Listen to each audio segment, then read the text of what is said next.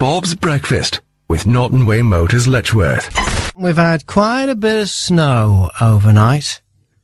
I actually like the snow. I like driving in the snow when it's dark. It feels like I'm in space. I put the high beam on and the snow coming towards me, lit up by the headlights. It looks like stars. And it looks like I'm driving through the cosmos. It's great on the motorway. It looks like I'm in Star Trek: The Next Generation. Yes, I'm in warp drive. Engage! I'm belting along at the speed of light. Engineering, I need full power! Yes, I'm Graham Mack, Federation Starship Captain. Oh, wait, what's this? What's this in my mirror? On my tail. An enemy ship from the planet Volvo. Sensors indicate an evil trilby at the helm. He's flashing his lights at me. He wants to pass. Engineering, I said full power! Oh, no! It stopped snowing. I'm reduced to impulse power. Oh, and the Volvo's going past on the inside. Up yours, spaceman! Bob. 7 to 8, stop the show. We've got a medical emergency on our hands. You probably know that the traffic has been bad on the A1M. There's been accidents northbound between 5 and 6. This has caused problems southbound. Gary's on the phone. Good morning, Gary. Good morning. You've had an interesting morning. Very interesting, yes. Take us through it. My wife's pregnant, and she's due to give birth today. We were due to go into the hospital for her to be induced, but she actually went into labour during the night. Yeah. She's now having contractions every 3 to 4 minutes. Yeah. And obviously we've been stuck on the A1. We've been diverted round through Nebworth, which is at a complete standstill. So we're stuck there at the moment. Can you put your Mrs. Tracey on the phone for us? I can try. Okay. Okay. Hello. Tracey, how are you hanging in there? Yeah, fine. Okay. Now, are the emergency services aware of your problem? No, we managed to flag down a police car on the A1M. Yeah. And they said that basically, if we needed to, we'll just have to call an ambulance. There's nothing they could do. Right. But that's not really going to help when the traffic's at a standstill. Okay. Is this your first baby? No, fifth. Fifth. Okay. Yeah. So you've got quite a lot of experience in this area. So based on your experience, how close do you think you are to giving birth?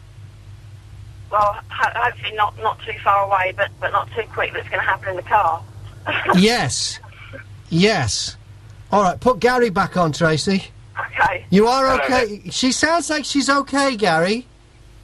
Yeah, she's doing well. She's as I say, or as she said, she's had 4 already, so she's quite used to it and understands the process. So and she's hanging in there. None of the others were born in unusual circumstances? No. This is the first one we've had that we've had problems like this. Okay, how far do you estimate, as the driver that you are, from the hospital at your current pace? Knowing the traffic and knowing where we are, I would say at least an hour and a half, maybe 2 hours. Okay, can you put Tracey back on the phone, Gary? I can. Okay. Hello. Tracey, to the best of your knowledge, with all your experience of the 4 previous births, have you got another 2 hours? No, I wouldn't have thought so. Oh, no! No! If we was able to have got to QE2, then we probably would have been there by now. Yeah. All right, can I check back in with you in a few minutes' time? Yeah, that's fine. Okay, whatever you do, don't push. All right. All right, then. Okay. Talk to you soon, Gary and Tracy. Okay. Goodness me. Thank you. Bob's Breakfast with Norton Way Honda Letchworth. Good morning and welcome to a winter wonderland. It's Graham Mack, Amy Stevenson and Chris Hubbard. If you haven't looked out of the window yet, you might want to have a look. We're in Hitchin, I would say, 2 inches of snow. It's so pretty. It is pretty, but as my miserable father used to say, the best place for snow is on blinking Christmas cards. Because it is going to cause some problems this morning. You know, it only takes a flake of snow for schools to close. No other business has this problem. They will give you all kinds of reasons and they'll change the reasons, you know. They'll say it's the hardest decision to make to close a school. It's actually the easiest. They go there first. They close it first. They talk about, first of all, they talk about, kids slipping on the snow in the playground.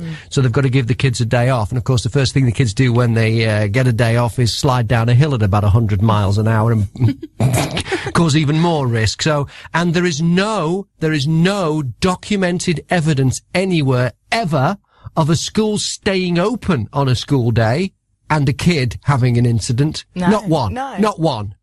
So there is no evidence to back that up. And then the other one they give you is the teachers can't get to school. Teachers can't get to school. Yeah. You will find that today with snow, most people make it to work, except teachers. For some reason, they've got rubbish cars or live on the top of a mountain or something or underwater. I don't know what the deal is. Anyway, schools will be closed. Roads will be a problem. It's Snowmageddon. 106 Bob FM. 8:10, and you join us in the middle of a developing news story. Chris Hubbard, how did we get to find out about this? Basically, we put the fact that we've had delays on the A1M northbound. It's been causing no end of problems there with people being diverted left, right and centre. We put that on our Facebook page. Then Tracey, who has gone into labour, put the facts on there that they were basically got a medical emergency. He's driving her to hospital, and when I spoke to them live on Bob FM about 10 minutes ago, she didn't reckon they were going to make it to the hospital. She's worried about giving birth in the car, in the traffic that's been diverted around the A1M. And now they're stuck in the Nebworth area, and getting from Nebworth over to the Lister Hospital in Stevenage can be a bit of a nightmare at the best of times, but on a day like today when all the traffic's queued up, complete nightmare. Well, I had them holding on the phone, and of course, just before we were about to go live to them, the phone cut out. So let me just dial them back, and hopefully we can talk to them now, because this is a developing situation. I'm hoping that we just lost the signal, and there wasn't a reason why they had to suddenly hang up the phone. So I'm just dialing up Gary and Tracey now. It has not been possible to connect your call. Okay, so please try again later. Looks like it's because they drove to an area where there's no signal. I know that, you know, we were eavesdropping while we had them on hold, and Gary was saying to Tracey, blah, blah, blah, blah, blah, call 999, blah, blah, blah. Did you hear that? I didn't catch that. I think they were, like, speculating, what are we, worst case scenario, what are we going to do? Maybe we could call 999. I don't think they were at the point where they were doing that. Their phone is ringing now in the car. Good morning, Gary. You're live on Bob FM. Is that okay? That's okay. Okay. What's the latest? We're still in Nebworth. We're around about the chocolate factory at the moment. We're just contemplating at the moment whether or not to call an ambulance and go from there. So this is near the Lassiter's chocolate factory? Is that Lassiter's chocolate factory? Yeah, which is it Warmer Green? Yeah, so you're not even into Nebworth yet? Not quite, no. Oh my goodness, so still some way to go. Now, what would your local hospital have been, Gary? It would have been the QE2. It would have been the QE2. So if they hadn't have run down maternity services there, things would have been a lot easier for you. Yeah, we would have either been there now, or we would have been, you know, probably going onto the doorstep and going into the hospital. Yeah. I mean, this has created a real nightmare for you. Absolutely. Yeah. We knew it would happen. To be honest, when they closed the QE2 and said everything was moving to Lister, we knew that there would be problems. Obviously, not just for us, but for anybody trying to get to that hospital, because it's a nightmare on the A1 at the best of times without, you know, sadly, a serious accident like this. And it's a long way as well. It is. It's approximately 8 miles, I believe. Okay, Gary, give us your best estimate from where you are now, at the pace you're going. How far away do you think you are in time from the Lister Hospital? It's very difficult to say because traffic sort of stopping and start. Yeah. So it could be an hour to 2 hours. Up to 2 hours. Okay, can you put Tracey on the phone? I can. Okay. Goodness me. Tracey, Hi. how are you feeling? You okay? Yeah, not too bad, yeah. You're hanging on in there? Yeah, just about. Now, this is your 5th baby. You've had 4 before, so you're quite experienced. From your experience, are you going to make it another 2 hours without giving birth in the car? I wouldn't have thought so, no. Not 2 hours. All right, then. Well, good luck, everyone. We'll check in with you a little bit later on. Hopefully you've got some better news for us. Okay, thank you. Thank you. All right, Gary and Tracey, we'll check in as this story unfolds on Bob FM. It's Bob. Bob FM, with Lana Miles and Black Velvet.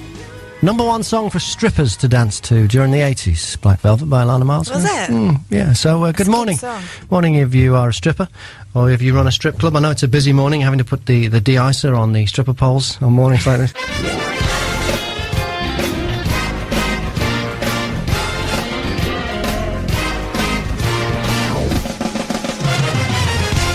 8:20. Good morning, I'm Graham Mack, and we got a bit of a situation on our hands. Traffic is bad, northbound A1M. The road is closed between junction 6 and 7. It's been diverted through the Wop-Wops. That's not good news for Gary and Tracey. Tracey has gone into labour. Gary doesn't reckon he can make it to the Lister Hospital in time before Tracey gives birth. We've been talking to them live from the car through the morning. I just tried again. They're in another bad signal area. Like I say, they're in the middle of nowhere right now. David, you might be able to help. Reference to the lady and gentleman who've got expecting a baby in Nebworth.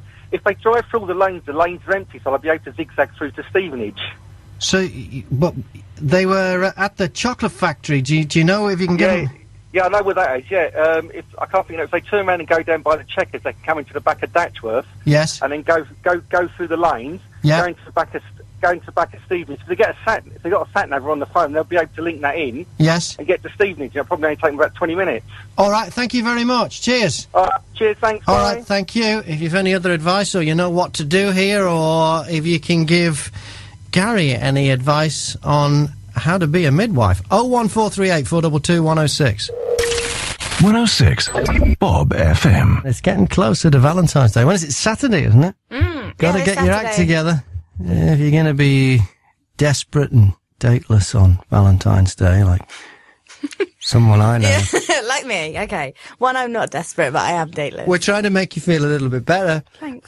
By collecting dates from hell. So, could be worse. You could it'd be better to sit alone at home on the couch watching Bridget Jones and eating ice cream. That's kind of your night. It could be worse. You could be out on a bad date. Wouldn't it be better to not have a date than go on a date from hell? Yes. Okay, so. I've had a few dates from hells already, so I don't need any more. I've told you about one of them before, though. What was that one? The one that ended up he was on Crime Watch. That was our first date. Right, so you go out and you meet, where did you meet the fella? I got introduced to him, and so I thought, You were set up? Yeah. By who? Close friend? Yeah, good friend. So a trusted friend? Yeah. Who had no idea that this guy was a criminal? At all. Yeah, he was a nice guy, he was good looking, fair enough. So the date consisted of him talking about himself. Yes. And how he liked to go to the gym, and how he liked to work out all the time, and how basically he just loves to talk about himself. Then it went on to him saying how he only likes women that work out, and I said, I don't go to the gym. I have horses instead. They are my exercise. It's hard work trying to look after them.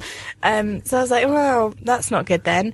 And then he said, you might recognise me from TV. And I went, really? I said, but I thought you were a bouncer on a nightclub door. I mean, not that I go for bouncers on nightclubs door. I was set up, so, you know. Yeah. And he went, yeah, but you might know me. And I said, what TV show? And he said, Crime Watch. So he bragged. Yes. That he was on Crime Watch. Yes. I said, are you winding me up? And he went, no, I actually have been on that show. It's not a show. It's when the police are catching people. It's not it's not a reality show. I mean, I know it's about reality and it is a show. It's not reality TV. You can say I've been on Come Dine With Me, for instance, like that. And he said it like that. Like it was just, I've been on one of those reality shows. I've been on Crime Watch. And that was it. So what had he been in? Some CCTV footage of him robbing a bank or something? Did he explain how he'd been on there? Not too much. It was to do with selling vehicles. Selling vehicles? As much as I know, selling stolen vehicles? No, I didn't think they were stolen. Well, there's got to be some kind of crime involved here. I think it was more like fraud or something like that. But I, at that point, said he wasn't like a murderer or anything. Right, oh, well, so that's all right. No, that's silver lining, yes. Glass is half full. Yes, good news, it's not going to kill you. No. Good news, you know one way the date isn't going to end. Okay. So I did say, well, that's very nice. Can you please take me home? You asked him to take you home. I would not have got in a car with this guy. Oh, he knew where I lived anyway. Oh, right. Oh, that's brilliant, that is, isn't it? Is Tracey going to have to give birth in the car? She went into labour. Her other half, Gary, is driving her to the Lister Hospital, but they got caught up in the A1M closure between junction 6 and 7 northbound. They've had to go off the motorway and follow the diverted traffic. Gary, how are you now? How's the traffic looking? Yeah, it's still quite bad. We're just through Nebworth now. Yeah. By the junction of Old Nebworth Station. Yes.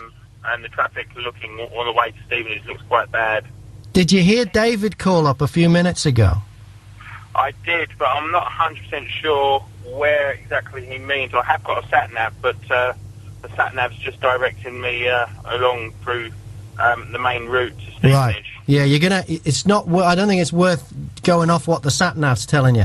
Has the sat-nav got on there an estimated time of arrival at Lister Hospital? It has, but it's the usual estimated time. It's not taking into consideration the bad traffic. Okay, how long do you reckon it's going to take you at this pace? Well, we spoke to the hospital a while ago, and the midwife that we spoke to has just arrived at the hospital herself. Yes. She says once you leave Nebworth, it clears up. Okay. But I can't see that happening at the moment. Okay, can you put Tracey on the phone? I could, but she's just in the middle of a contraction. Okay, all right, well, hang on in there, team, and keep us up to date with what's happening. We will do, thank you. All right, we'll talk to Gary and hopefully Tracey a little bit later on Bob FM. Bob FM.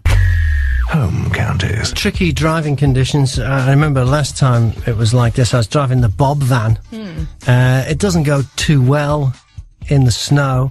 I was on the A1M and I overtook a gritting truck. It's when the grit really hit the van.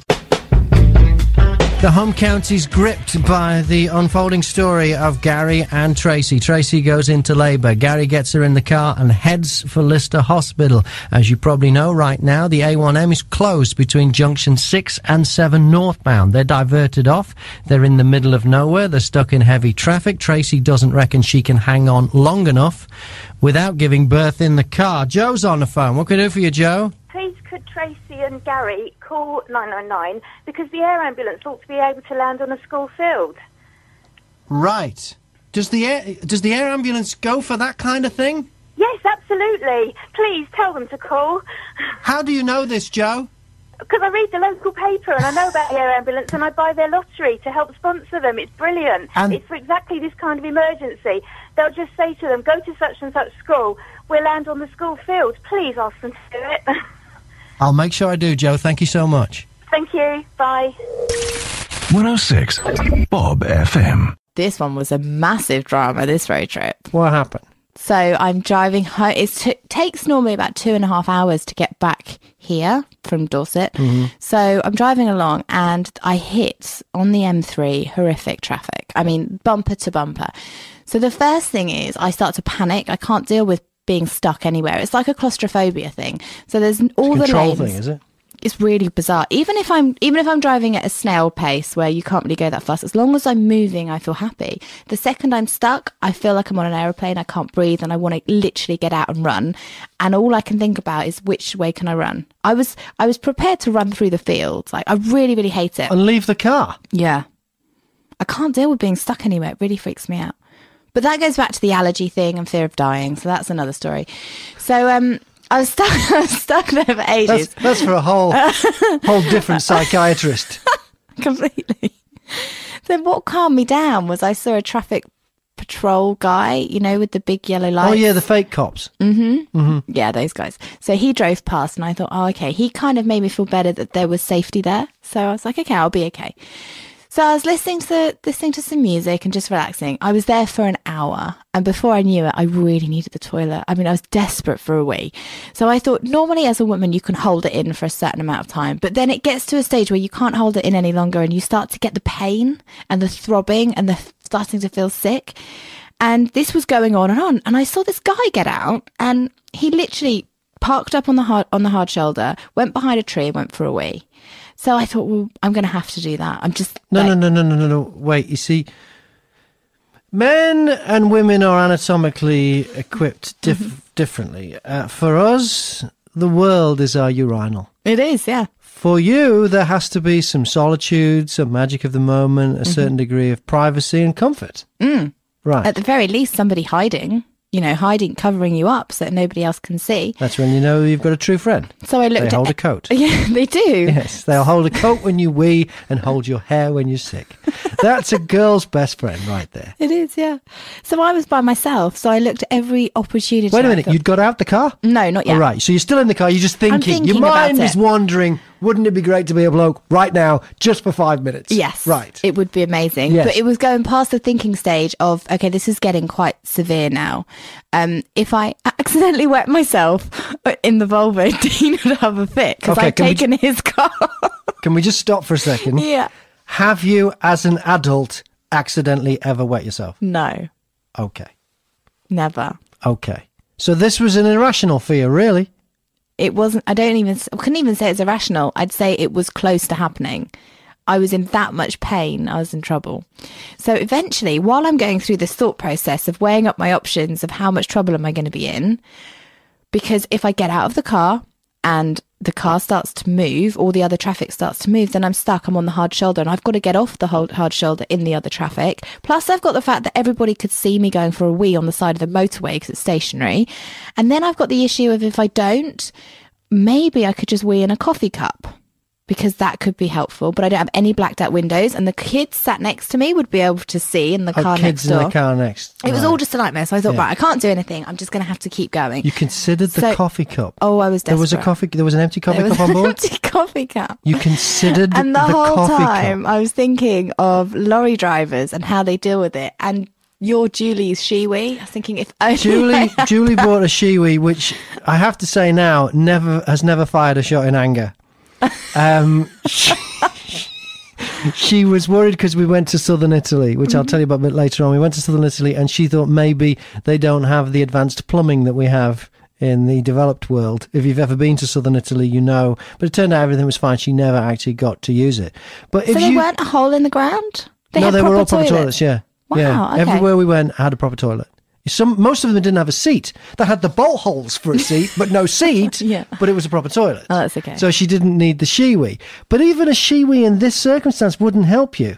Oh, I'd worked out every possible angle where it could. Right. Oh, but this was all outside the car. No, I'm still inside the car. You were I in the haven't coffee cup. moved. Yeah, I haven't moved. I'm thinking about my options. My options are in the car. I probably could have angled myself. Are you in trousers or skirt? Trousers. So the degree of difficulty there too. Mm-hmm. It was all becoming quite intense. Eventually, we started moving. And before I knew it, we were now flying down the motorway. So I thought, brilliant. Okay, I've got past the traffic. I've managed to hold it in for this amount of time. I'm in agony. I feel sick. I've got so much pain going through my stomach right now. But if I can just find an exit and get off the motorway, I'll be fine. Why? What would you find then? A toilet or services or something like that. Pub, yeah. Yeah, anything. Something, just anything. Yeah. It was getting really severe. The next junction along was onto another motorway. I'm like, I can't take that one because I can't get back onto the and you don't know where the motorway next that I'm service is on that I don't know where it's going. Could be 20 miles away. I saw a sign to services 27 miles away. It was half an hour. There was no way I was going to last. So I managed to get to the next junction. I thought, brilliant. It's just a little A road. I'll jump off there and I'm just going to have to go in a bush. I'm going to have to. I know it's not ladylike, it's not girly, it's horrific, but I'm going to have to because I can't wait any longer. Graham, the pain was killing me. It was either that or I'd just go in the car. So I pulled up on the A1 and the first stop that I came to was a driveway. There were no other... Wait a second, a driveway? Yeah. Driveway of what? It was a driveway to a house. Somebody's house, a private dwelling, somebody's personal... Yeah. Every man's home is his castle. Yeah. Somebody's personal abode, and you're in their driveway. How long's this driveway? Well, it was a really long driveway. I was at the end where there were electric gates. Uh-huh. So I'm thinking, there was nowhere else for me to pull over. Like I couldn't even get on the verge. There was nothing. The only place was this driveway, and I couldn't wait any longer. So I reversed up the driveway and thought, brilliant, okay. I don't want to be rude enough to wee on someone's drive. It's concrete driveway. Yeah. Or gravel, concrete. Yeah, it's concrete. It's concrete. Right. So even if you were caught just afterwards, it would be obvious what you'd just done. Mm-hmm. So there were no houses nearby. It was just them. I reversed up the drive, which was up a hill. That's why I couldn't pull up on the verge. The gates were closed, so I thought, right, I'll open up my front driver's door and the back passenger door, so nobody can see. So you're using the doors as a shield. Yeah. And I thought... So you're standing now? Yeah. You're standing. Because if you squat, they'll see underneath. Yeah. So you're standing now. Back to the door? I have to half stand. So hang on. So you've got your back to the door of the car. Yeah. And the door is shielding you from the road. Yes. But not from the house. Yeah, because there's the passenger. Oh, you're in between the passenger and the driver's door. Yes. I gotcha. So I've got two shields. Yes, you've got one front, one back. Right. You really have thought this out. I had a long time to think about it. Yes. Because I was planning on doing this on the motorway, and then I thought, well, no, because there's kids and it's too much. So I'm on this drive, and I thought, right, okay, I don't want to wee on someone's drive. That's really rude and quite disgusting. So I'll go in the coffee cup, in the empty coffee cup. Oh, I see. Mm-hmm. Right.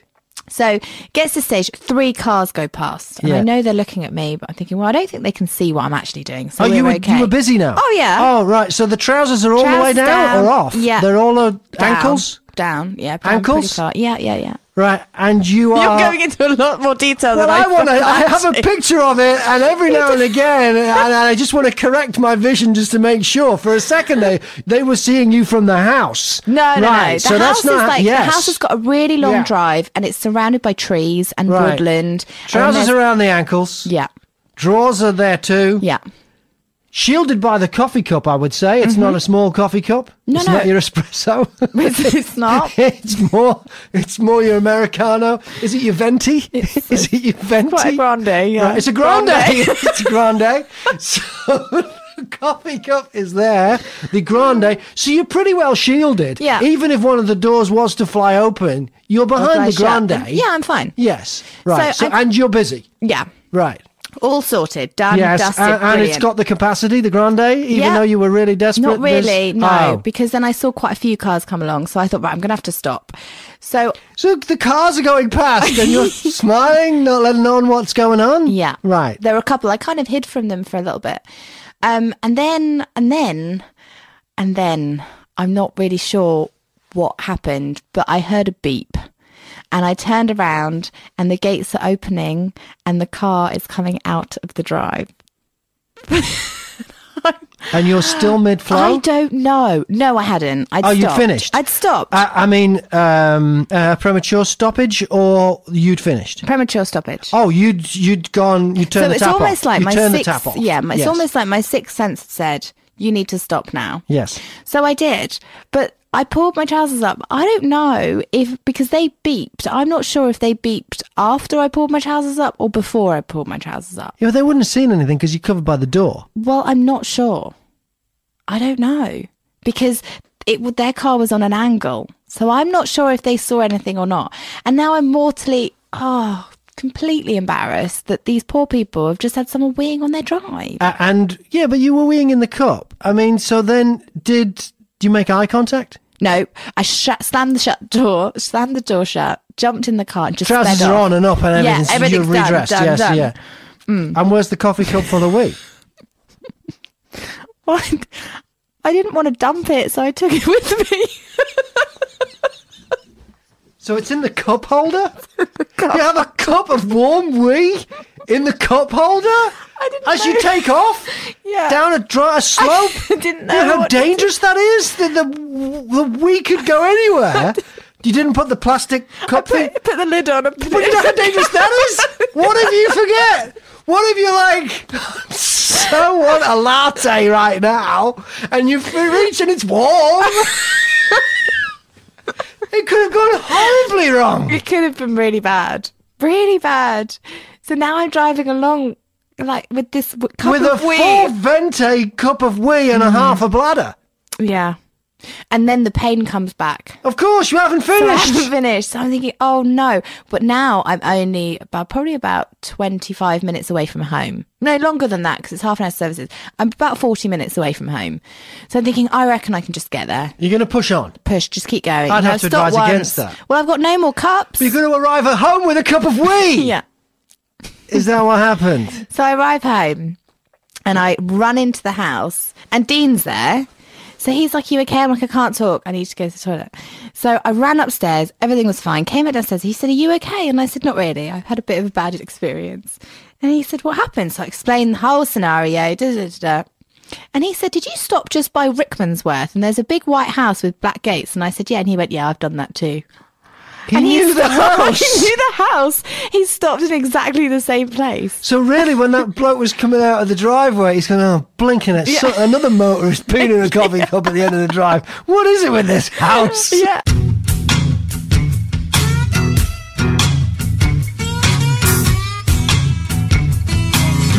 Chris Hubbard, is this developing news story? It certainly is. Well, this morning we first heard about the accident northbound on the A1M. Then we've been hearing some of the stories behind this.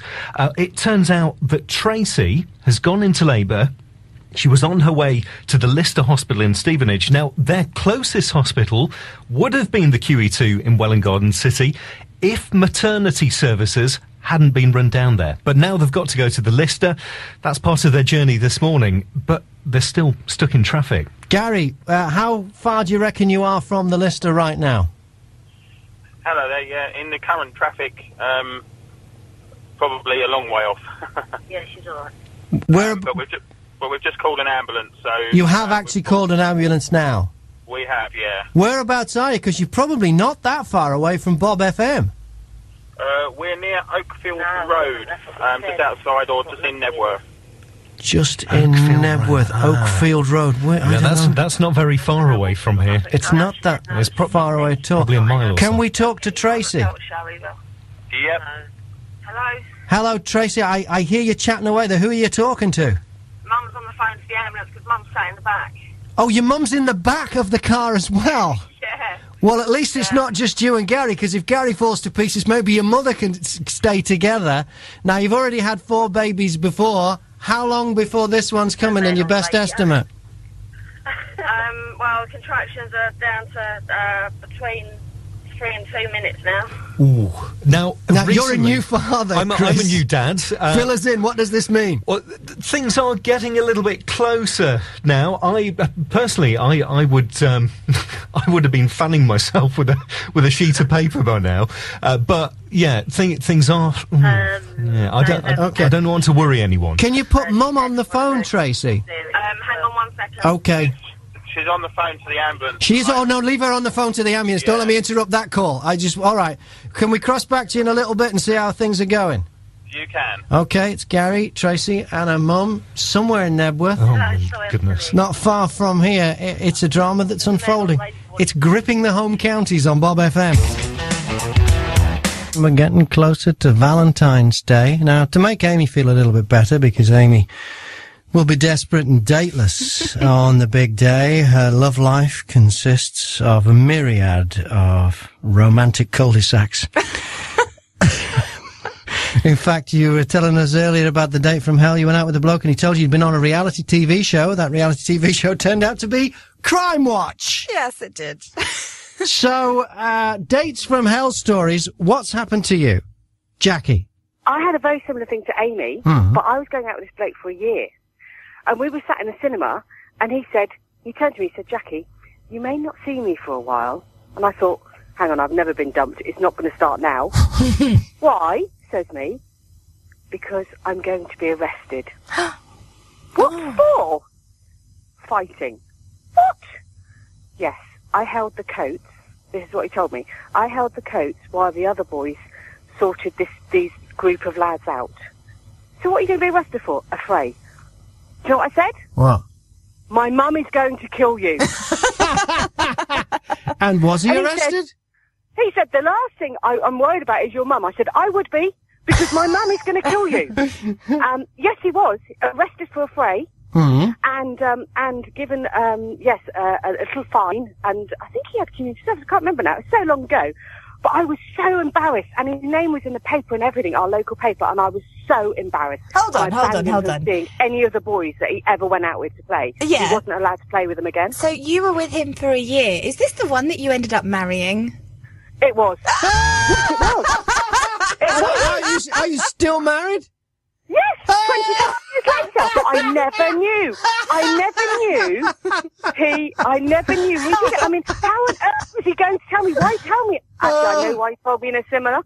Because I couldn't kick off, could I? In the middle of the cinema. What a great place. Yes. What a great place. And so it turns out, not only was he guilty of a fray, he was also a thief. Why was he a thief? He stole your heart. Oh.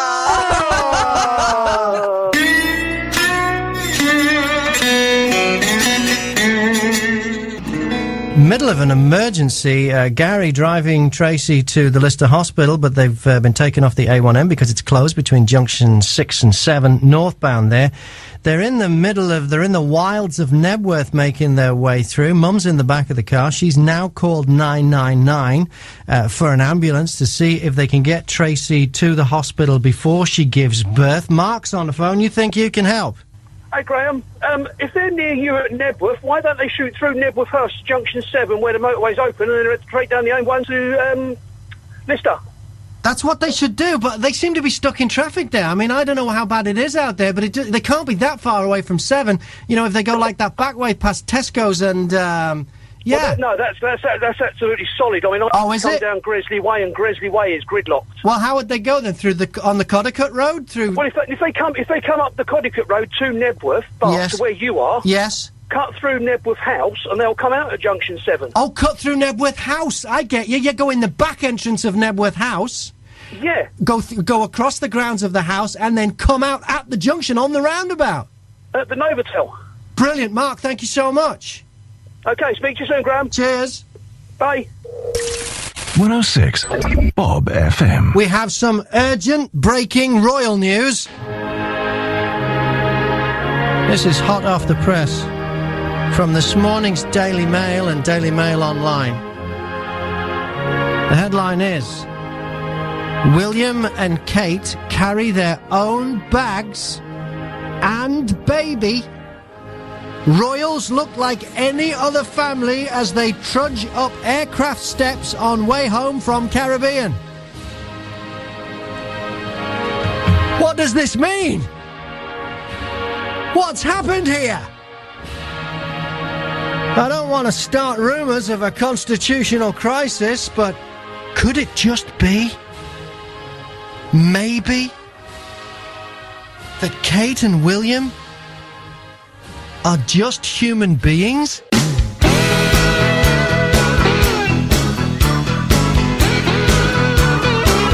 Well, Scotland's happiest Lollipop Man. Let's talk about him. Okay.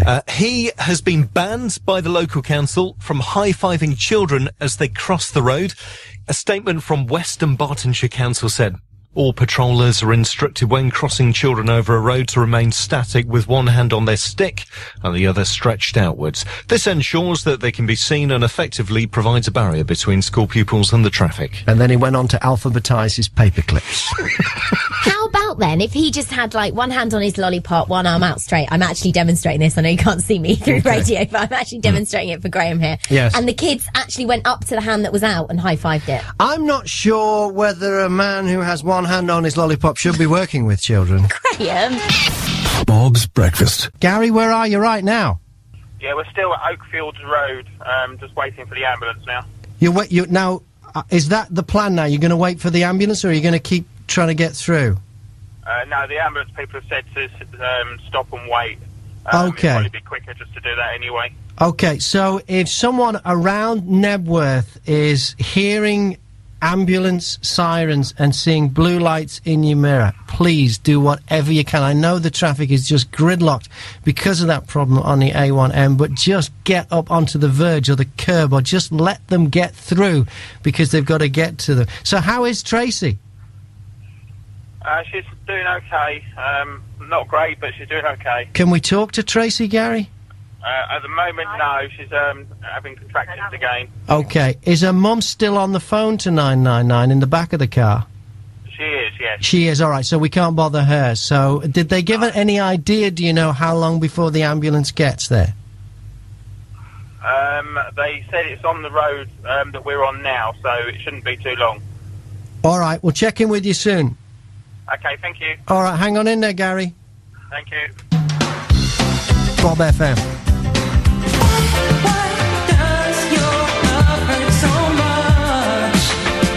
Bob FM. It's Carly Simon and Why.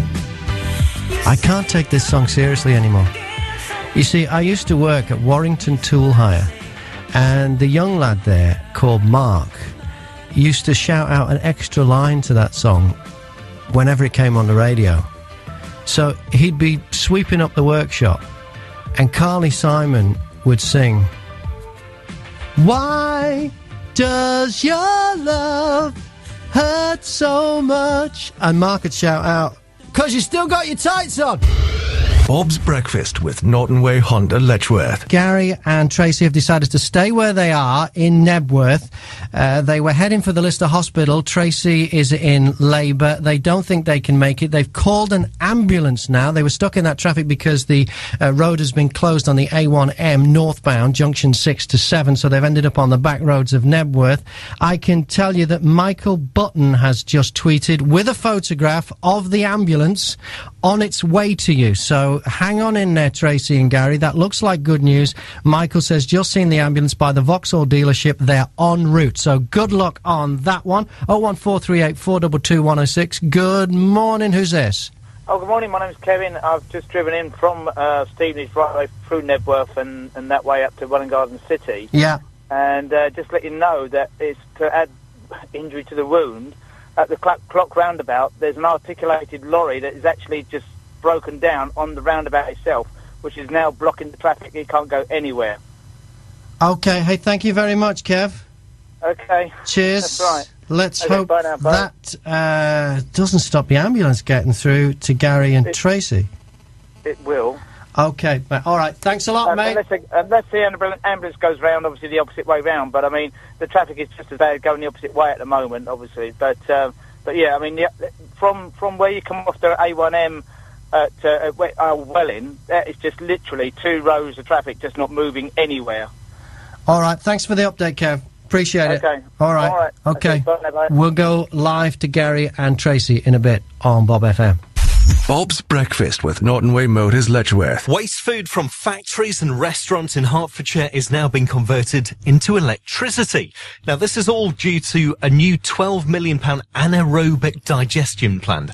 Basically, this means they're going to convert food into methane gas, which will then go into electricity. It's been open close to the A505 between Baldock and Royston. This is very bad news. Why? On the face of it, it sounds like good news. Yeah. But evil things like this always do. This is how they get you. Evil things? Evil things. I'm talking more evil than anything we could possibly imagine. I'm talking about the end of humanity. Why? Just think about it, Chris. You've got now a system where waste food is being used to generate electricity.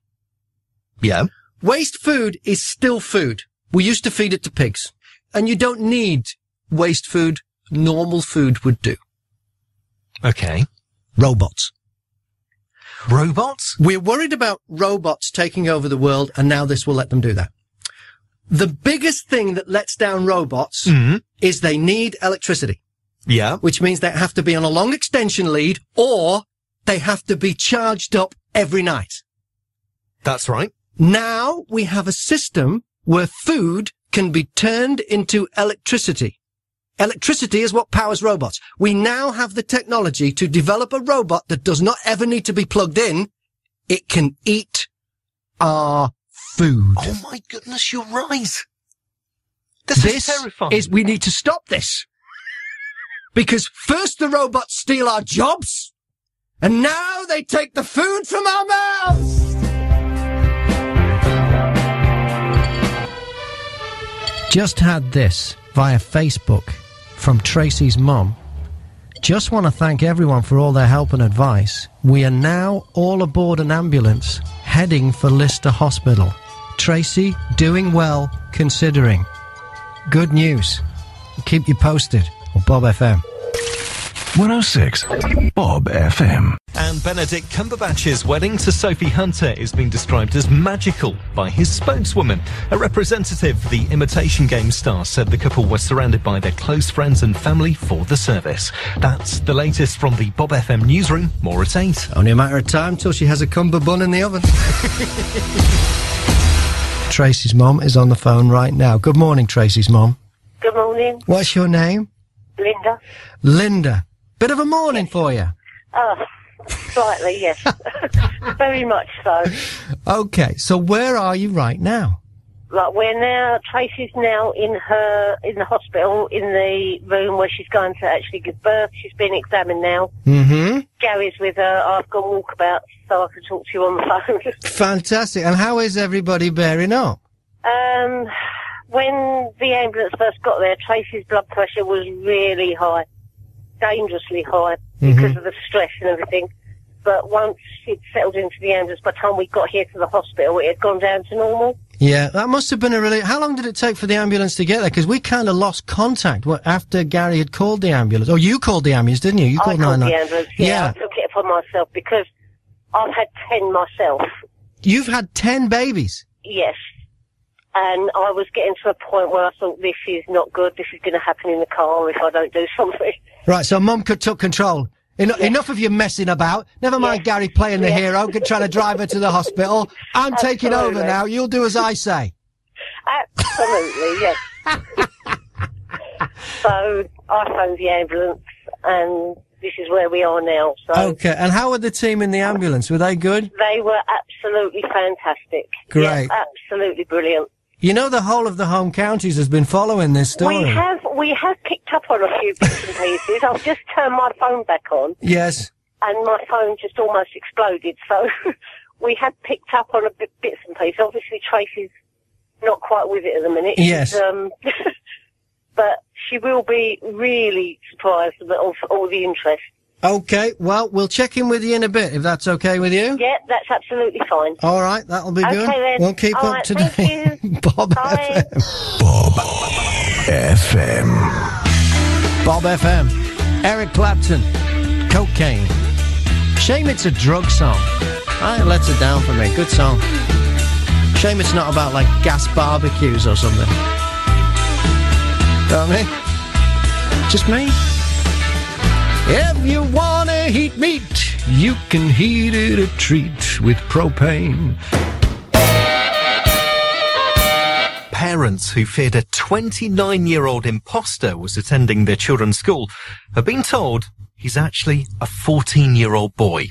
Well, now, wait a second. So they thought one of the kids at school was a 29-year-old bloke. That's right. And it turns out it's not. It wasn't. It's the kid's 14. Yeah. Did he have a really tough paper round? What made him look 29? Rumours started, and then rumours got passed around online. Well, he must have looked a bit rough. He must have. I mean, he's come from Afghanistan, so I mean, it's probably he's maybe had a rough time over there. That is a rough paper round. It's like number 42 was here yesterday. Where's it gone? This rubble. Bob's Breakfast. Now, you're at the Lister Hospital now, Linda. Yes, we are, yes. And what's the latest? Baby's just being monitored now. They're going to monitor her for 20 minutes, and then they're going to take it from there. Okay, so she hasn't given birth yet. When you said no, she hasn't. No. But they're monitoring the condition of the baby. But everything looking good?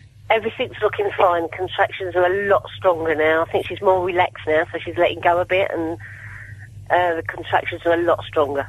Okay, and Gary, is he doing okay? Yeah, I think we're all a bit jittery. I think we're all a bit in shock at the minute, but yeah. The whole of the home counties is in shock. I know that we've just found out. I've just got a call from home to say that, this is mad, ITV News is going around my house within the hour to interview two of the girls. Yeah, they're coming here too, so yeah, this is the big story of the morning, yeah, this is... Honestly, just... But you saved the day in the end. Instead of letting Gary, Gary's got it into his head, he's the bloke, he's going to do the thing, he's going to take her to the hospital, you've said, give me that and you... Yeah, I mean, as I said, I've had 10, and I just knew things were a bit dodgy. Yeah, and I just didn't fancy delivering the baby in the car. No, you don't want that. And it turned out that Tracey's blood pressure was quite high as well when the ambulance got there. Which is also another reason why I was worried, because Tracey's had trouble with her blood pressure for the last 2 months, so that's been an issue with the pregnancy, which is another reason why I felt we needed to get to hospital. Okay, Linda, thanks for the latest report. Okay, we'll keep you up to date in our news throughout the day right here on Bob FM. It seems we've not heard anything from North Korea for a little while, but now they've published 310 new patriotic slogans. So ways of supporting the country through bad haircuts. Yeah, through bad haircuts. Just been having through looking through binoculars that we're not sure what he's looking at. What is he looking at? Every single photo. Yeah, he's looking through binoculars. Yeah. Well, they've published more than 300 slogans. What they say, what they actually mean, and what they tell us about the leadership is anybody's guess. But apart from the fact they all want you to worship the supreme leader. What's Diana Ross got to do with North Korea?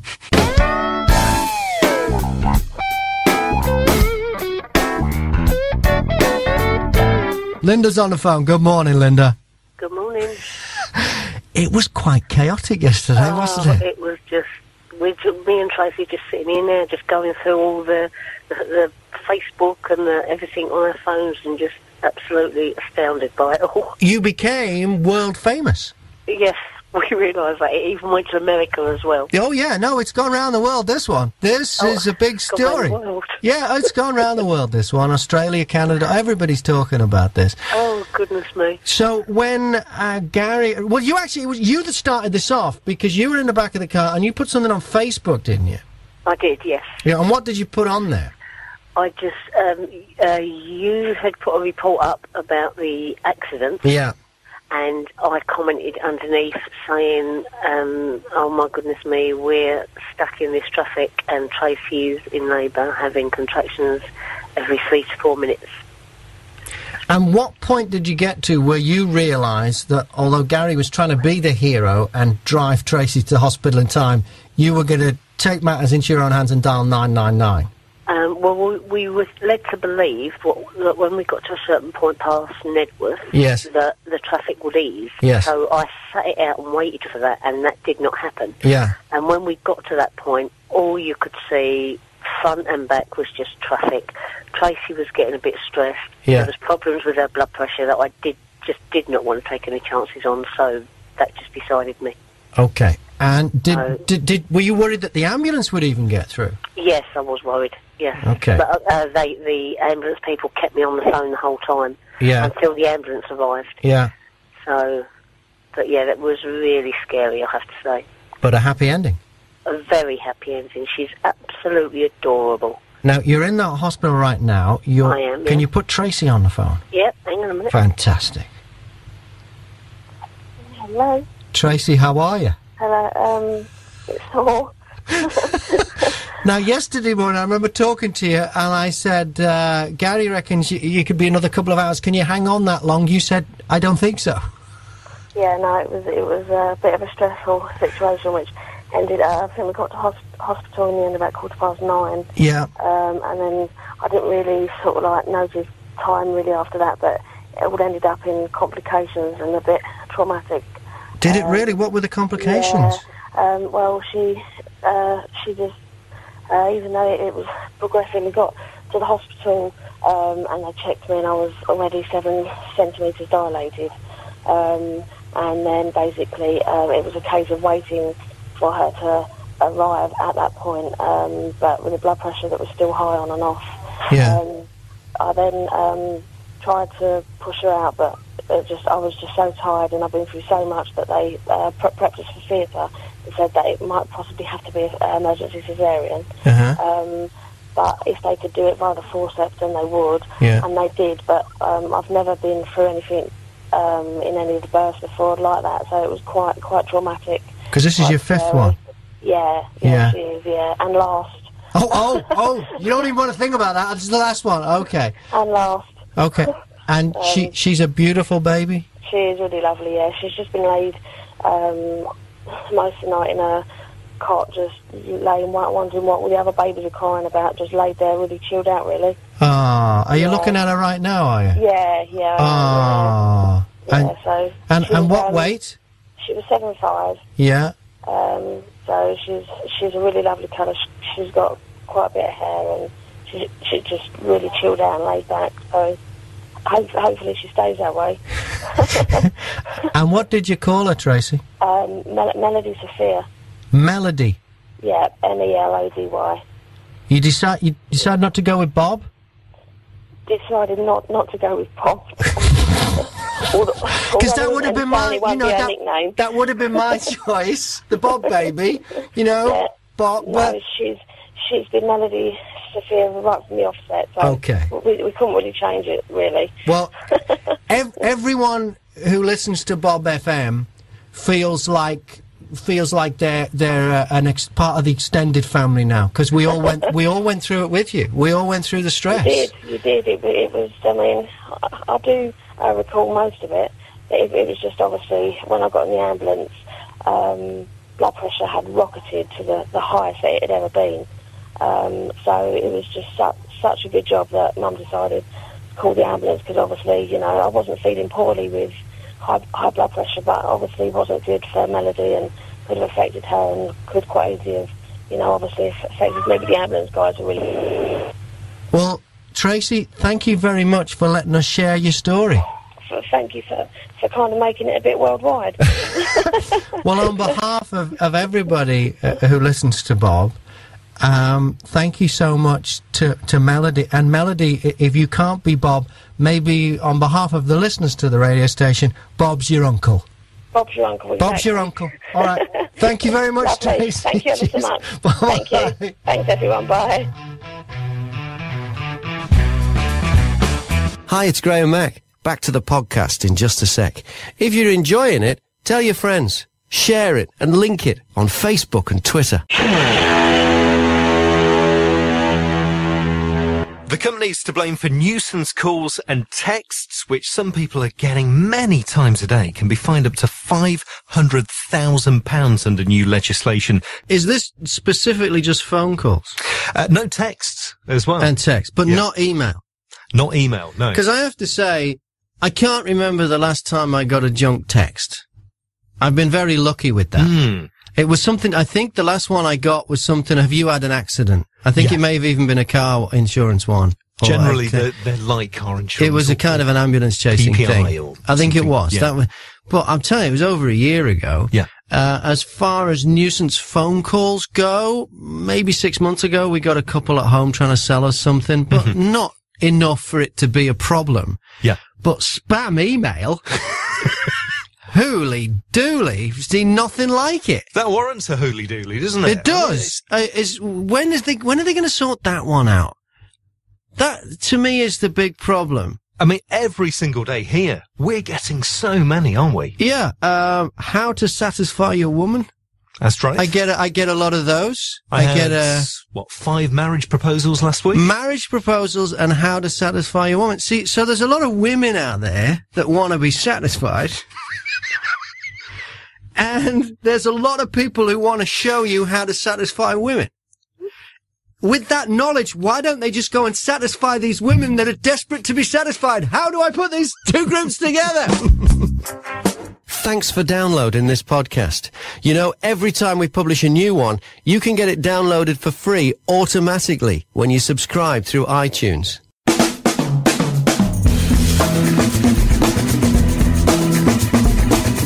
Hey, I'm kind of nervous now because we're in the presence of greatness. I know, right? These are major international multimedia celebrities. Wow. Hi to Gary and Tracey and Linda.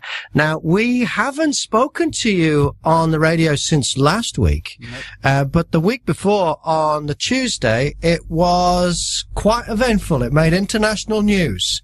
The first person I spoke to on the phone was Gary. You called up Bob FM. Just for anyone who missed this, just take us through your morning Tuesday before last. It was quite a hectic morning. It didn't start off to be. I woke up around about 5 o'clock.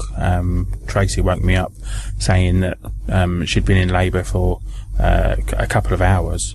We were due to go into hospital already anyway, because she was going to be induced. We decided in the end to go around about 5:45. Right. We was heading to Lister. Was it always going to be Lister? Because didn't QE2 have a maternity ward? It would have been QE2. Yeah. Had the QE2 not closed down. Right. Okay. But We just want to get that in there. Yeah. Just in case Chris, our award-winning newsman, is clipping this for news. He's going to be interested in that part of the story. So you were going to go from, so whereabouts is your house? The edge of Welling, so we're right on the junction of the A1. So Leicester Hospital, what, 20 minutes tops? Yeah, I mean we had to divert to Hatfield because we had to pick up my mother-in-law Linda. Hello, Linda. So we jumped. So you're in the back of the car. Yes. You're in the driving seat. I am. And Tracey, you're in the passenger seat, and baby Melody at this stage is on board you. Yeah. Yeah. So then we have that nightmare. We had serious problems on the A1M. So where'd you end up then? Got down the A1, got to Welling. Obviously the traffic we'd hit heavy traffic. Yeah. We passed an accident on the right hand side. Yeah. And we thought, okay, we're passing it now, so it should start to clear. But didn't it got worse? Yeah. So it must have just been a little knock from obviously the traffic building up. But you got Bob FM on, so you keep, because we were taking calls by this stage from people who were describing the situation. You had, yes. So you put up a report of the traffic, and I commented on the report. On the Facebook? On Facebook. On Facebook. And my friend... This is Linda. You're in the back of the car. I'm in the back of the car. You are beyond a backseat driver at this stage. You are a backseat driver, a backseat navigator, and a backseat traffic and travel monitor. And I saw your report go up about the traffic. Yeah. And I commented on that. Yeah. And my friend said, "Are you in it?" And I said, "Yes, we're in it." I said, "And Tracey's in labour." And then somebody, whether it was you, well, Chris, our award-winning newsman, keeps his eye on all that kind of thing. Somebody messaged me and said, "Well, what happened?" Chris said to me, he said, "You know, there's a woman in labour in this traffic," and I'm like, "You're joking? Get her phone number." So he then sent a message for the phone number. So whose number did he give me? It was your number, right? But I spoke to you first, didn't I, Gary? You did, yes. Yeah. So and you were quite happy to go on the radio. I wasn't going anywhere else. Might as well fill the time, you know, under all that stress, you might have decided, radio station. I'm not talking about a radio station. Why was it? Do you think that you were? That was kind of a nice. Was it a distraction? It was a nice distraction in a weird sense because it took away that little bit of stress. And it made, weirdly, the time go a lot quicker. And it also helped us make the decision to phone the ambulance as well. Yeah. I think without that, we may still be sitting in it. But because what happened was people started calling in. So you would have heard the people on Bob trying to give you advice on how to get round, some shortcuts and stuff. Were you thinking about taking their advice? Because you were following the sat-nav. Yeah, I mean, we were thinking about it, but my only concern was if we did divert off, we could have ended up somewhere I didn't know. Yeah. And then, although we would have had some road names, we wouldn't have known exactly where we were had we needed to call the ambulance. Yeah. So I didn't want to divert off and get stuck somewhere I didn't know.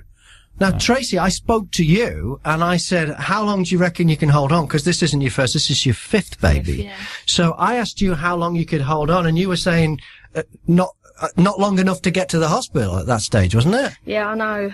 I mean, I thought she might have come a lot quicker, but obviously there was complications after, so clearly she wasn't going to be coming quicker. But did you honestly think you were going to give birth in the car? I wasn't too sure, to be honest, but I didn't want to take the risk, because, I mean, the car's not exactly an ideal place. No, I'm no Especially paediatrician, but I would not pick a car No. over a hospital. No.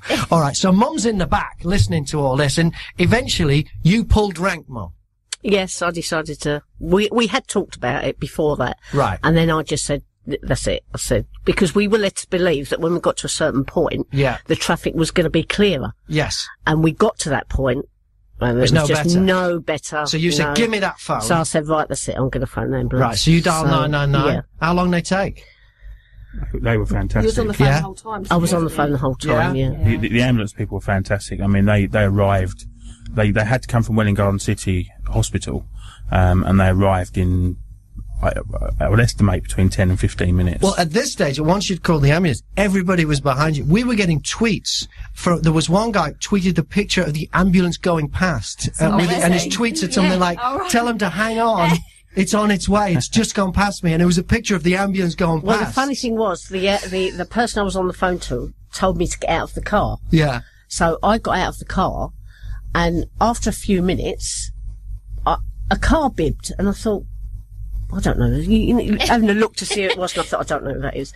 And then a couple of minutes later, another car bibbed, and then people were waving and sticking they knew their it was thumbs. you? Yeah, they were sticking their thumbs up and waving and bibbing. We actually heard that the blind spot round the corner from where the ambulance was coming, there was cars moving up. Before the ambulance was even in view, there was cars Right, because they moving knew, up. because they're all listening. Obviously listening. Yeah. Fantastic. All right. So you were already starting to feel the beginnings of international fame right then. And then it really kicked off, and beautiful Melody, who you've brought in, who's fast asleep. I'm surprised she's sleeping through this. It is the result of all this. At that stage, Gary, Tracey and Linda, did you know what international multimedia superstars you had become? Absolutely not. You did? You were just quite focused on getting this baby out. Yeah. We realised the extent of it all from my home. Right. Because the best quote of the whole situation was from my daughter Lily. Yeah. Because she texts me and she goes, "Mum, this is the best thing that's ever happened to our family." I love that. It's like, thanks for having a baby on the motorway nearly.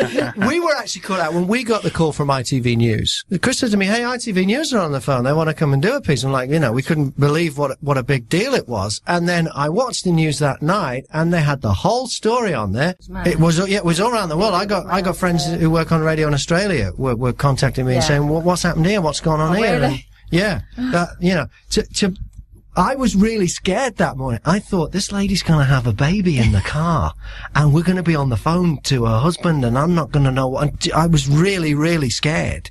But we're so glad that such a beautiful baby is the result of this, Melody. We are disappointed you didn't call Melody Bob. I did have a suggest a name to them. Yes. A1 Bob FM, but they wouldn't have it. You wouldn't have it. Now, why did you go with Melody? Melody was always going to be her name. She was named after a film. A very old film that. What's it called? Melody. The film's called Melody. How about that? There's a clue in the baby's name there. I should have picked up. Yes. Yeah, it's a very old film, starring Mark Lester and Jack Wilde. It's a film that we used to watch as kids. We used to watch it hundreds. And ours have watched it as kids, haven't they? And ours have watched it as well. And so she had to be Melody. That was a done deal. It's a done deal. Yeah. But there's a fish involved in this story as well. Yeah, my brother visited us last weekend, and he bought a gift for Melody. Yeah. And bought out of a bag a fish in a jar. A goldfish? A goldfish in a jar, Which is how it is portrayed in the film. Oh, I see. This is part of the story in the film. Part of the story in the film, yeah. Right. She gets a goldfish in the film, and so my brother thought it would be a nice touch to bring the goldfish, which we have aptly named Bob. Oh, the goldfish is called Bob. Yes, so we've got... We've got in there somewhere. The goldfish knows his name, doesn't he? Because he tells you, Bob. He does, Bob, yes. Bob, all the time. Fish is going, Bob. Well, it's lovely to have you in, and we're so glad you've no idea how glad we are that this is a happy ending. Melody looks beautiful, doesn't she, Lauren? Gorgeous, I mean, yeah. absolutely lovely. She's just waking now. I think we're just waking her up there. Well, continued success to any more babies then for you? No more. Five's enough, yeah? This is it? Cut off for life. This is it. Okay. Tracy, Gary, and Mum of Tracy, Linda, thank you so much. It's been lovely being part of something special for you. It's been lovely for us thanks for letting us share your drama and the eventual result, which is just fantastic. Thank you so much for letting Bob FM into your lives. Thank you. Bob's Breakfast.